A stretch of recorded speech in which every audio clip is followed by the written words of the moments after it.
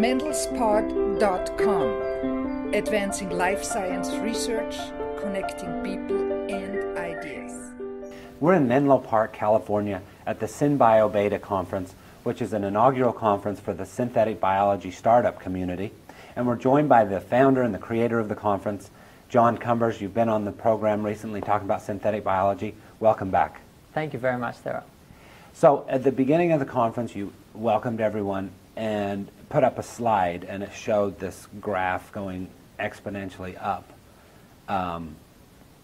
as representing the number of synthetic biology companies. Can you tell us about that? Sure. Who knew that it would be the right time to have a conference on synthetic biology startups? Who could count more than 5 synthetic biology startups on their hand? Not many people. But as we kind of scratched the surface and started to collate information about these companies on our website, which is what we started with, we found more and more coming out of the woodwork, and the more people we spoke to, the more companies we heard about. And so really this just started, we're creating this portal, SynBioBeta.com, where it's going to be a blog and industry news, jobs, promotions, things like that. And we started tracking when each of these companies that we heard about was formed. And so we just plotted it on a chart, and it shows this beautiful exponential increase. And so we're throwing this meeting to bring together all of these new synthetic biology companies under one roof, and that's what SynBioBeta is about. That's our first meeting. So when you say we are doing this, who do you mean? Yeah, I should rephrase that. I'm doing it. Okay. Why are you doing it? I love creating events. I love bringing people together. I ran a conference in the UK called Bio for the last 5 years, and I started that as a master's student at the University of Edinburgh. And that was I ran it with a bunch of other people. But now I live in California, and the weather's much better here. And 90% of these startups are here in the Bay Area, in Silicon Valley or up in the city. So, we wound down Bio, and we wound up SynBioBeta. Why beta? I mean, is that going to go away, or how'd you come up with the name? Actually, Jim Caravella came up with the name. He's a friend of mine, and I said, Jim, that's awesome. It was for another project. I said, Jim, that's an awesome name. Do you mind if I steal it? And he said, no, go for it. So it fits perfectly. Obviously, it's in bio. That's the area of bioengineering that I'm interested in. And beta, it just a lot of SynBio is about trying to engineer biological systems just like we might a piece of software. And we're not there yet. We're showing some control over biology. A lot of people predict that we're going to be there. And whether you like the software analogy or not, and a lot of biologists hate it. Comparing AGCT with computer code. Yeah. Whether you like it or not, the bottom line is it's a linear digital code that we're dealing with. So there is some parallel there with software. And so obviously you're familiar with the beta release of software, so it's for startups. So it's the name that fitted. So the conference is for startups. How would you characterize the conference? I mean, it's going on right now. So. Right. We just started off by inviting the startups that we knew about, the new startups that we heard about. Of course, we've invited the original players like Amyris and other companies that synthetic genomics. I saw them. Synthetic genomics, exactly. So some of the companies who are not startups, DNA 2.0 has been around for 10 years. So we don't want to alienate a community. We're trying to build a community. So although we're predominantly about startups, who's new on the block, who's doing what? We've also got established players here. So we just invited everyone together and threw them into an agenda. And then the agenda kind of changed a little bit because we realized we've got 4 main groups of companies here. And what we've given that the name the SynBio Stack. And that's also on our website. And it's this kind of, it follows the 4 different sessions that we've got at the meeting. On the ground level, you've got gene and genome synthesis companies. Obviously, they're making A's, C's, T's, and G's, and they're trying to make it faster, cheaper, better than you have before. There's a lot of room for innovation in that market because it's still expensive and slow in general to synthesize DNA. We had Kevin from Gen 9 on recently. Right, exactly. Talking about how they're revolutionizing the space. Exactly. Disrupting. Yeah. So we have 4 gene and genome synthesis companies presenting today. Some of them are startups like Cambrian Genomics doing laser printing of DNA. Some of them are established players like Life Technologies, which were in Vitrogen. And so we're kind of blending it together, established companies and startup companies in that space. So that's the first level of the stack. The second level is once you've got cheap DNA synthesis, which we don't really have yet, but we're going to have, what do you do with it? And so we've got a whole session on CAD tools, computer-aided design tools for synthetic biology. Then next up we have organism as a platform, or platforms for organism engineering. That is companies like Ginkgo Bioworks who have technology pipelines to make organisms for specific purposes. And synthetic genomics is another example of one of those companies. And so they have this technology pipeline for making organisms for particular markets. And then right at the top then you have the applications. And they're things like Amyris doing biofuels or perfumes, or refractory materials making spider silk and new biomaterials. So that's what we call the SynBio stack, and it's just something that we noticed. We separated the companies based on what they were doing, put them in this kind of stack, and that's something we hope to continue monitoring on our website and through our blog over the next 12 months, is how that's altering, which parts of this stack are being disrupted.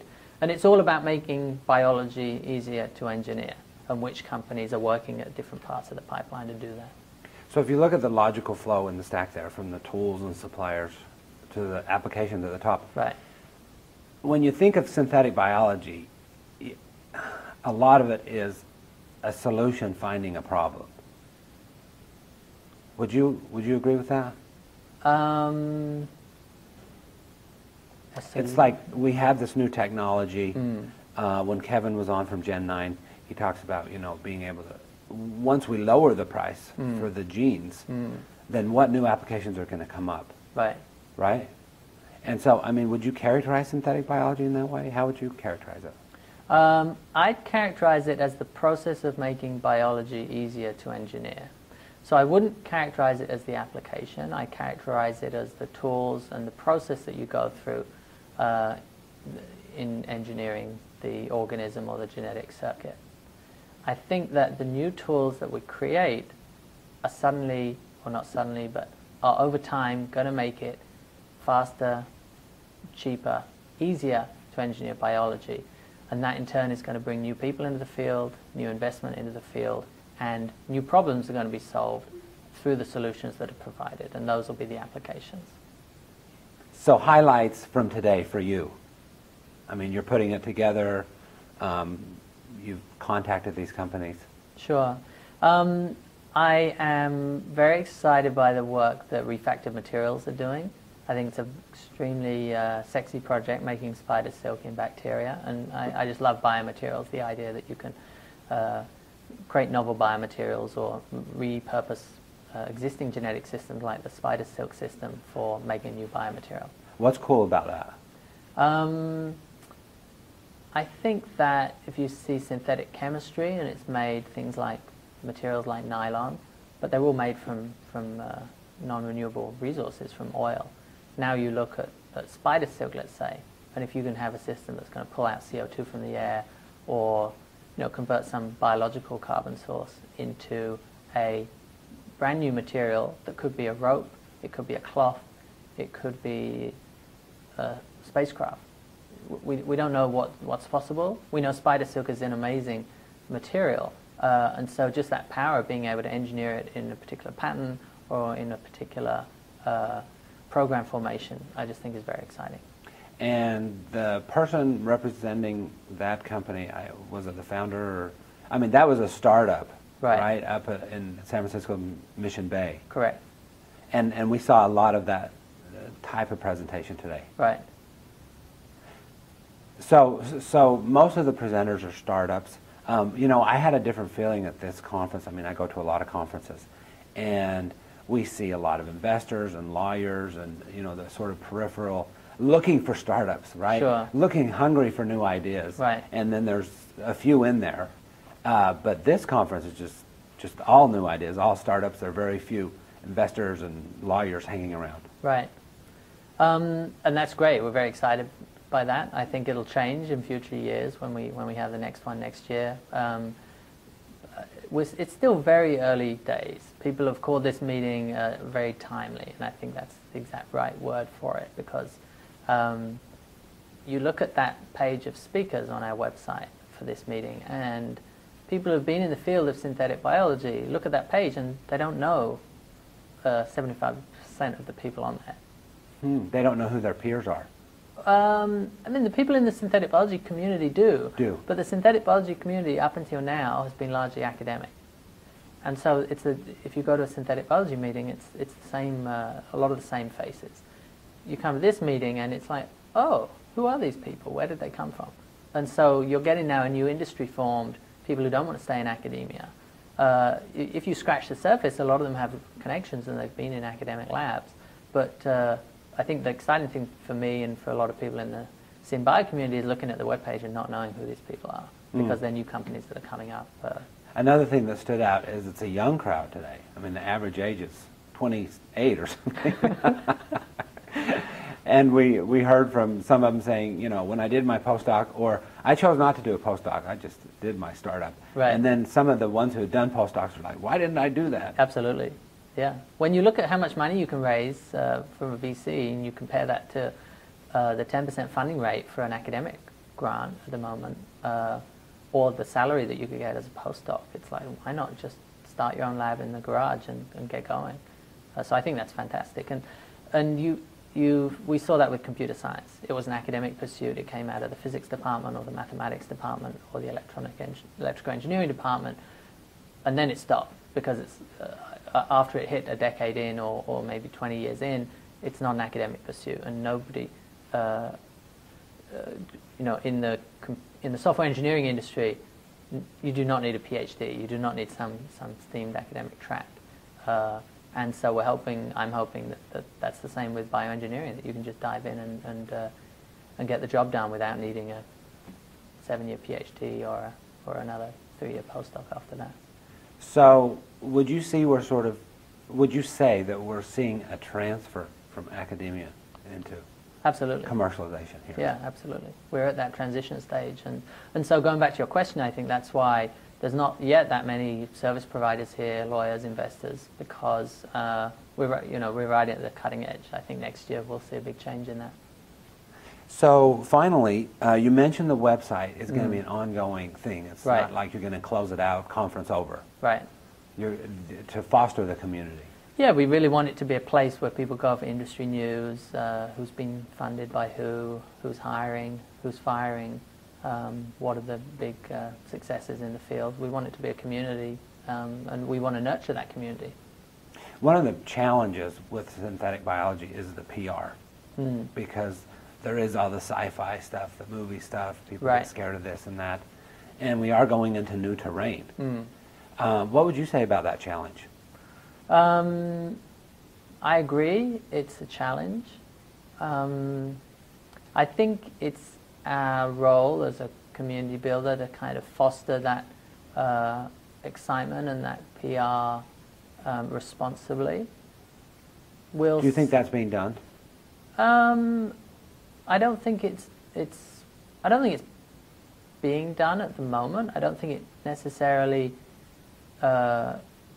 needs to be done. I don't think there's anyone going out there making outrageous claims or trying to fool people into big investment schemes in synthetic biology that are going to fail. I think should the community start to venture in that direction, I'd hope that we'd act as a responsible community in trying to highlight, you know, if there are people doing that's not good for our industry, it's not good for our community. So I hope we'll self-police the PR and the hype, and that this could become a venue for that every year. You know, everyone knows if you've got a big discovery to talk about, or you've got a new product or a half-baked idea that you want to come and test out with the community, this is the place to do it. Thank you for taking a few minutes with us. Sure, thank you. Thank you for coming and doing the podcast series. It's great. John Cumbers is the founder and creator of SynBioBeta, taking place today in Menlo Park, California. We're joined now by Tim Gardner, the Director of Research Programs at Amyris. Thank you for coming on to Mendel's Pod. It's my pleasure. So you were a speaker this morning at the conference. How does it feel to be with so many of your peers and other entrepreneurs in the space? Well, it's always fun to see the continued growth and diversification of synthetic biology. As I mentioned in the talk this morning, I started out in the field in 1998 before it actually existed as a field.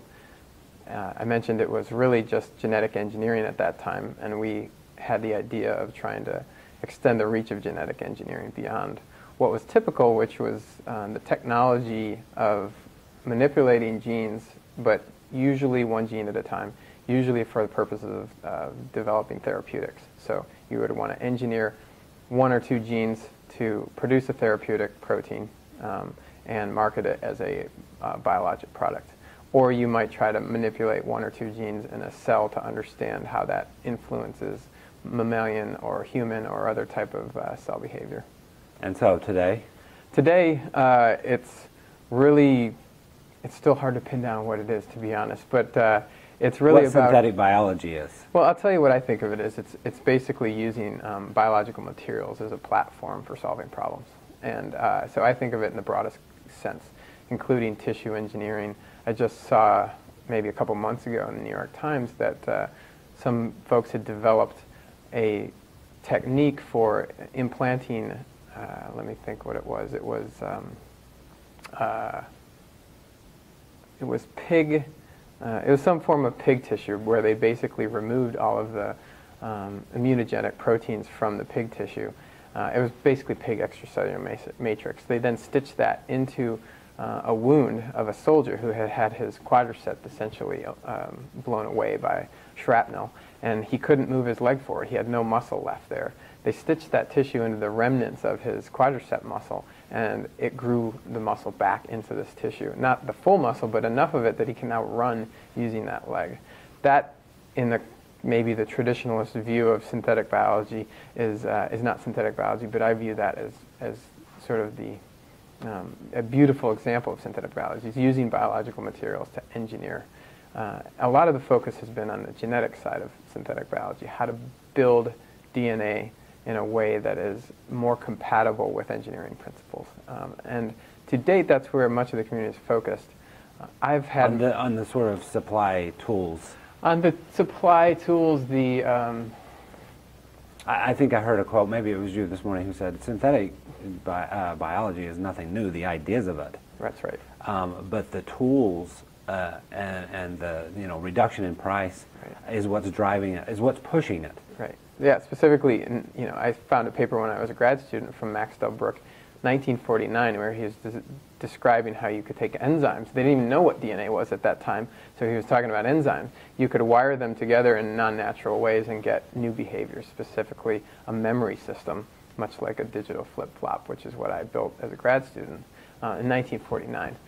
But he didn't have the tools to actually implement that idea in practice.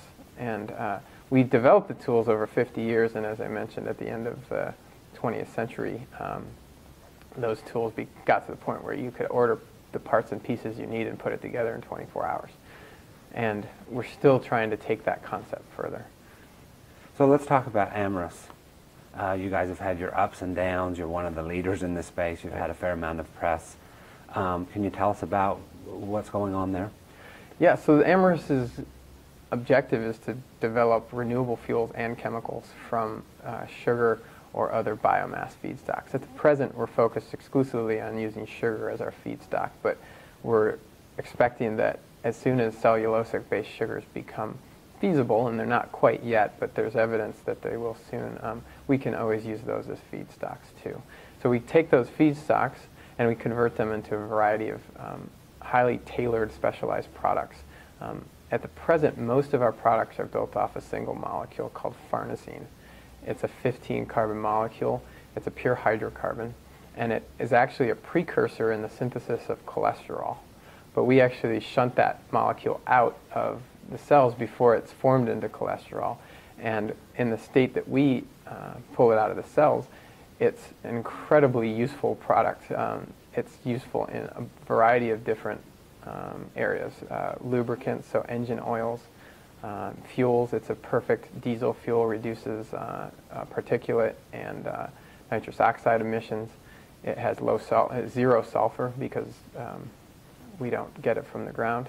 It serves as a great makeup oil, and it can be derived and modified into polymers for potential use in rubber tires and other applications. There's also applications that are new uses of this molecule that we still haven't really developed yet. So there's some nice unity there. I mean, you have one molecule you're working on. Yes. And then you're just finding the applications. So exactly. That's where the value comes in. If we can, to make this molecule effective for these different applications, the key is cost. So the biological side of the company is focused almost exclusively on cost. How do we produce this compound at the lowest possible cost and maximum volume?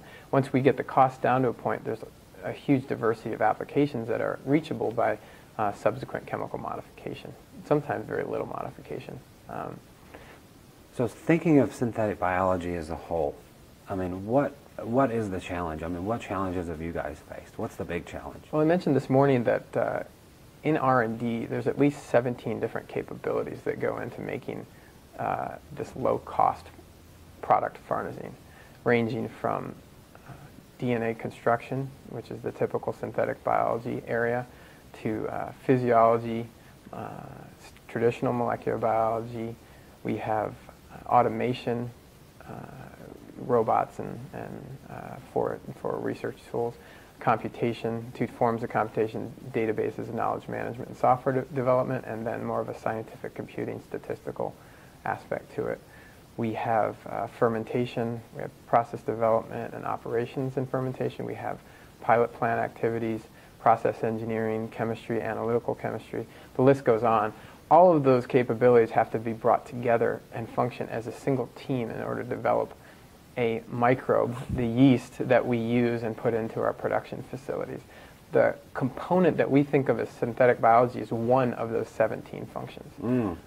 So it's a lot of work. It's a huge amount of work, and I think of it as sort of our internal supply chain.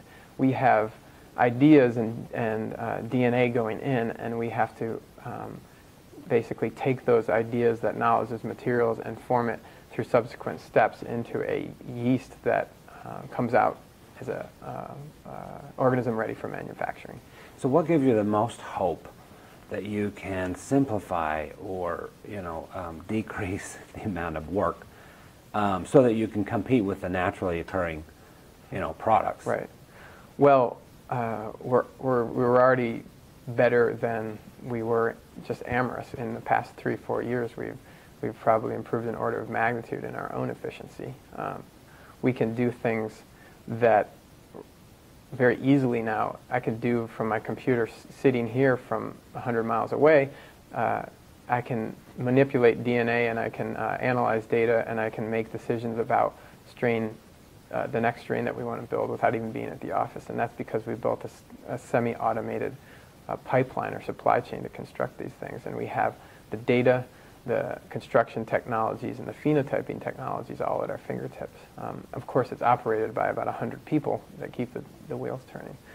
But our efficiency in that has improved dramatically. The precision, the accuracy, the throughput, the cycle time. Our cycle time between an idea and a test of that idea in a fermenter is probably 5 times faster than it used to be. So we're constantly improving, and that's just within ourselves. So when you take the whole community and all the ideas that people are contributing, I think that there's a tremendous reason for optimism that our ability to engineer organisms is going to continue to scale and escalate. What product do you have now that you're most optimistic about? Well, my holy grail remains large-scale production of diesel. That's why I came to Amyris. I wanted to have impact on a grand scale. And diesel is one of those products that you can do that because obviously it's produced in massive volumes. It's used all over the world. And if we can get diesel out on the market, competitive performance and price with current commodity diesel prices, the impact in terms of transforming economies could be just dramatic. It's going to take us a little while to get to that scale with diesel. Right now, we are delivering it to Brazil and operating bus fleets of 250 buses with our diesel and expanding to Rio.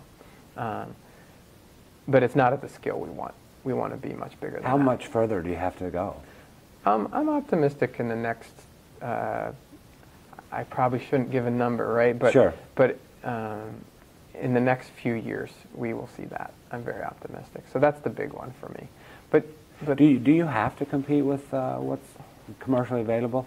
Or, I mean, are there like government programs that are that want to subsidize that? I don't know, but we're not counting on those. You're not counting on that. And I think about it, you know, I think about the consumer.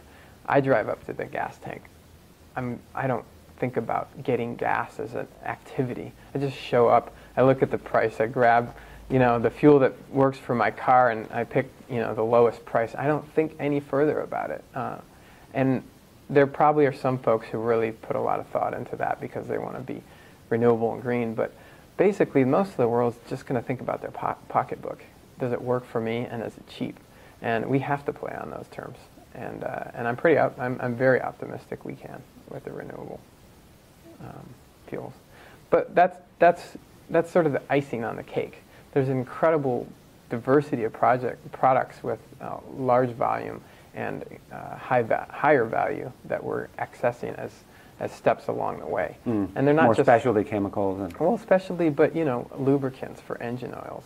If you think about you know, the high-end engine oils like Mobil 1 synthetic, you can run your car for like 10 to 15,000 miles between oil changes with Mobil 1 synthetic. We can produce an oil that's competitive with, probably even better than Mobil 1 synthetic, from farnesene as the base. And that's being developed through a joint venture with Cosan. It's called Novi. But the volumes of engine oils used in the world are huge, right? We could easily consume our production capacity of just supplying engine oils for a long time and have significant impact. And so the diesel fuel becomes this icing on the cake, but there's a great prize before we get to that. Tim Gardner is the Director of Research Programs at Amyris. Thanks for coming on. Yeah, pleasure.